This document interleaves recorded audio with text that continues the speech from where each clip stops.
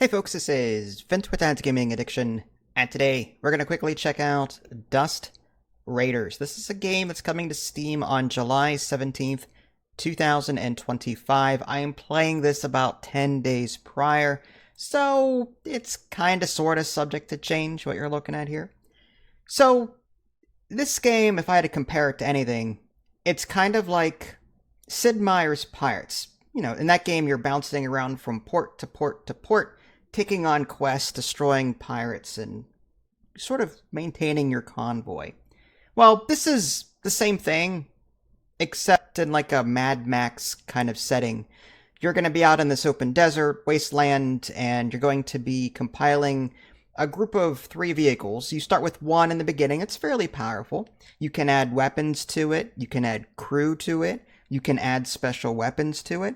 But then you find like your second and third vehicle, and you can switch between them. Like I had this crappy cruiser truck that I found, and that was my second vehicle for a while. But then I found a better one later on that I could equip instead. It had more armor, it had an extra special weapon slot, that kind of thing. So you will be finding different kinds of vehicles as you're playing. You can take on different jobs and get money that way. You do have to pay for gas in this game, and it runs out fairly quickly. You have to pay for repairs, so there's that as well. But yeah, there's a job board. There's also, buying and selling. You're going to be finding various things in the environment, whether it be like random loot crates that you can pick up and interact with. Typically, you get some kind of commodity there. Now, combat, on the other hand, is real time, but I have to say it does get monotonous because I did a lot of it. And the way it works is it's real time. There is a slow down, slow motion button that you can hit.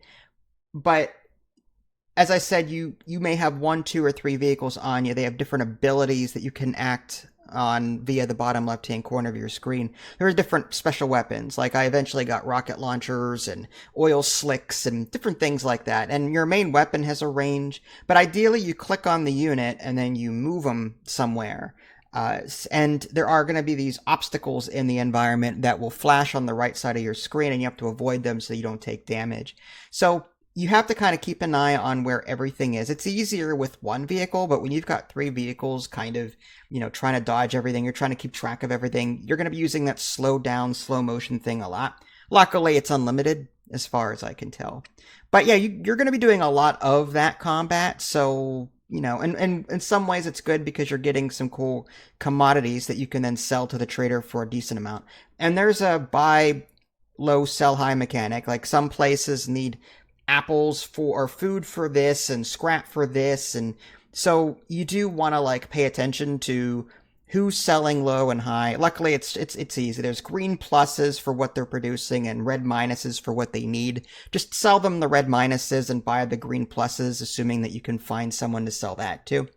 But luckily, if you lose track of all that, you can hit the map button, or M, and you can click on the different places on your map to see what they're requiring, what they're producing, so you can kind of get an idea of what things to buy and sell to whom. So luckily that's all available on the map. But ideally, like I said, you're going to be just driving around on this wasteland, watching your fuel consumption, trying to find things that you can interact with. On occasion, you'll get the occasional pop-up that says, oh, someone's attacking you. How do you want to deal with this? And then depending on your choices, it's like a combat situation, or you just might get some free stuff. And depending on where you're driving, there's different threat levels. So that's it. Like that was my experience for the last couple of hours playing this game. And there's a main quest that you're going to be following, which, I'm getting there. I found like 5 places so far, but a lot of it is like, you need 5 alcohol to get into this place and to unlock it. Now I need to get all these stuff to repair this bridge, and that's where I'm currently at right now. But I kind of like the combat. It's enjoyable, don't get me wrong. Like I like that you can equip flamethrowers, and different crew members have different buffs. Like this one makes your fuel consumption less. This one, increases the primary attack of your weapon, that kind of thing. So I like that I've got different options when it comes to outfitting my vehicles. I like that there are different kinds of vehicles that you can get. In the beginning, you don't have a whole lot of options, but you will get more later on as you play.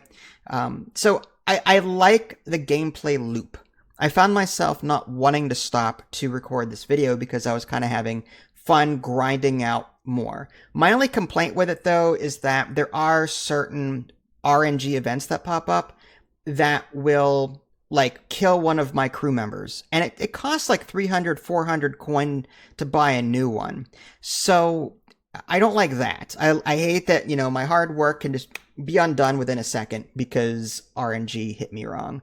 That's really my only complaint with it. And it's grindy, but it's a fun kind of grind. At least it is for me. So do I recommend it? I don't know what the price is going to be honest with you. But I'm enjoying it. So if the price looks good to you, then by all means check it out, especially if you enjoy games like Sid Meier's Pirates, where you are bouncing around a lot, buying low, selling high, or just blowing stuff up to get money and then improving your fleet. That's typically what you're doing here. Well, this is Vince. Thanks for watching. I'll catch y'all next time. Take care.